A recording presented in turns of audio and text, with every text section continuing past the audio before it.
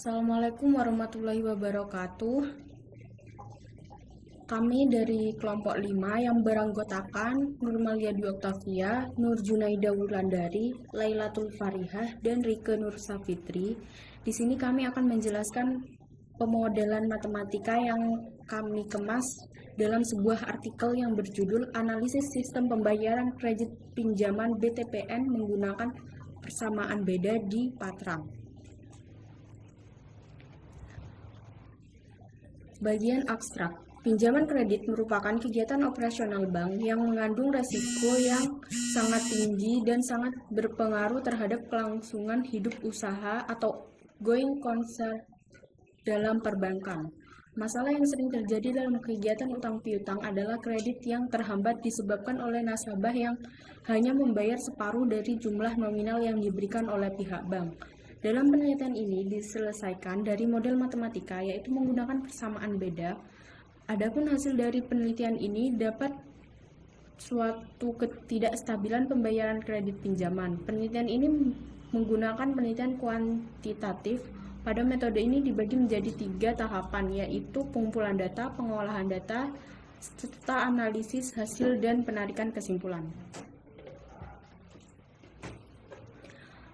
Pendahuluan. Karena terlalu banyak bank yang beroperasional secara lokal dan internasional, industri perbankan Indonesia saat ini memasuki masa persaingan yang sangat ketat. Dengan perkembangan industri perbankan yang sangat pesat dan bisnis perbankan yang sangat kompleks, telah diberikan dampak yang signifikan terhadap kinerja keuangan bank.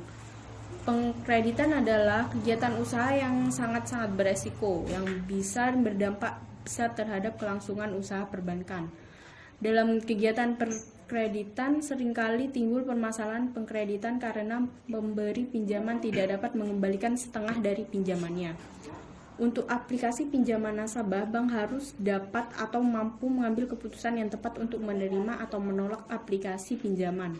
Dalam pembahasan bab ini memaparkan teori yang pertama, diskusikan tentang menggunakan analisis rasio keuangan untuk mengolah data, selanjutnya menghitung sisa kredit untuk membayar hutang menggunakan persamaan beda linear order pertama. Adapun rumusan masalahnya, yang pertama seperti apa sistem keputusan kredit yang diterapkan pada bank, dan yang kedua menggunakan persamaan beda linear order 1. Tujuan penelitian ini yaitu menggunakan metode analisa keuangan untuk mengetahui sistem pengambilan keputusan kredit yang benar. Mengetahui bahwa T+1 digunakan untuk mencari sisa pembayaran kredit setelah pembayaran bisa memakai persamaan beda linear order 1. Metode penelitian ini menggunakan metode kuantitatif adalah metode yang digunakan dalam penelitian ini. Pada metode ini pengarahan dipecah menjadi 3 tahapan. Yang pertama pengumpulan data, pengolahan data, dan hasil serta kesimpulan. Dalam penelitian ini, cara yang dilakukan untuk pengumpulan data adalah alat ukur yang digunakan adalah fakta yang bersumber dari pelanggan atau nasabah yang mempunyai dan memiliki urusan aktivitas secara perekonomian yang dipakai sebagai kelengkapan data sekunder. Terhitung untuk kebutuhan pengamatan, sumber data dibagi menjadi 2, data primer dan data sekunder. Data primer adalah petunjuk yang tersembunyi atau data yang bersumber dari komponen pertama, yang didapat langsung dari inti penelitian, yang mana pemeriksaan dan penggunaan alat pengukuran dan alat penafsiran data langsung dengan subjek sebagai suatu sumber data yang dicari. Data sekunder adalah petunjuk yang tersembunyi bersumber dari komponen kedua, tidak langsung bersumber dari peneliti. Pada penelitian ini memperuntukkan petunjuk sekunder yang telah diperiksa dan diolah oleh pihak bank BTB. Hasil dan pembahasan. Metode yang digunakan untuk menganalisis rasio keuangan dalam penelitian ini memiliki perhitungan yang berbeda dengan sistem yang digunakan Bank BTPN cabang Patrang. Sebelum pihak bank menyatakan nasabah layak menerima pinjaman kredit, langkah pertama yang harus dilakukan oleh pihak bank adalah menganalisis data yang diperoleh menggunakan analisis rasio keuangan. Dilanjutkan dengan menghitung bunga dan angsuran yang dibayar nasabah di setiap bulannya. Metode yang digunakan dalam perhitungan analisis rasio keuangan terdapat 15 rasio standar yang harus dipenuhi oleh calon nasabah agar mendapat pinjaman kredit. Nasabah dapat dinyatakan layak menerima pinjaman kredit apabila memenuhi 9 rasio keuangan dari 15 rasio standar keuangan yang telah ditetapkan. Berikut ini adalah data dari 2 nasabah yang merupakan masyarakat Patrang yang ingin mengajukan pinjaman kredit di Bank BTPN Patrang.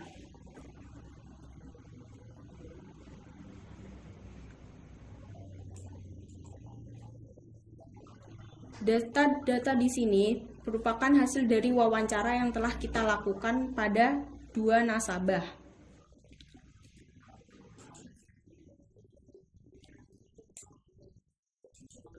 Berdasarkan data di atas dapat digunakan untuk menganalisis rasio keuangan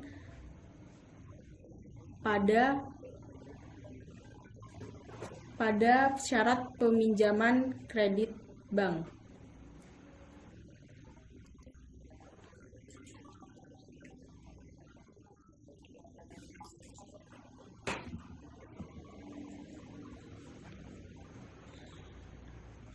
Pada tabel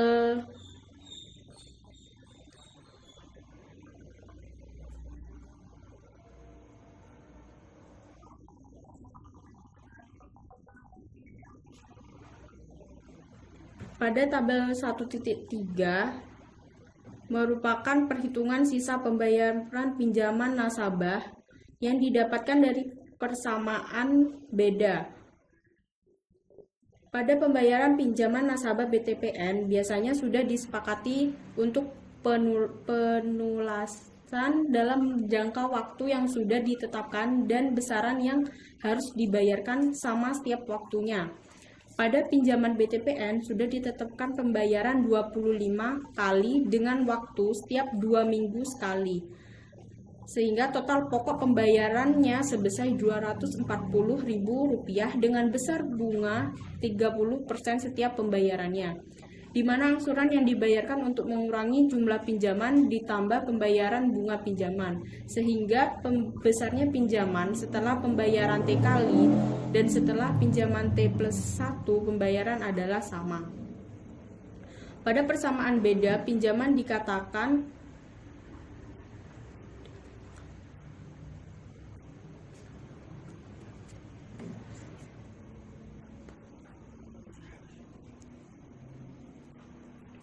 sehingga diperoleh persamaan beda BT+1 sama dengan BT min Rp312.000. Sehingga sisa pinjaman pada nasabah dengan menggunakan persamaan beda linier dengan model matematika yang sudah didapatkan, berikut hasil perhitungannya pada tabel 1.3.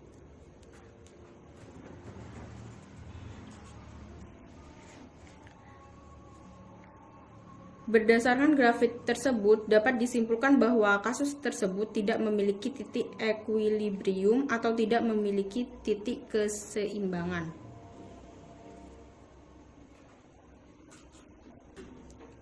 Kesimpulannya, sebelum pihak Bank BTPN memberi pinjaman kepada pihak nasabah, pihak bank akan melakukan analisis rasio keuangan di mana seorang nasabah harus memenuhi paling tidak 9 rasio keuangan dari 15 standar rasio keuangan untuk menentukan nasabah itu layak atau tidak layak diberi pinjaman.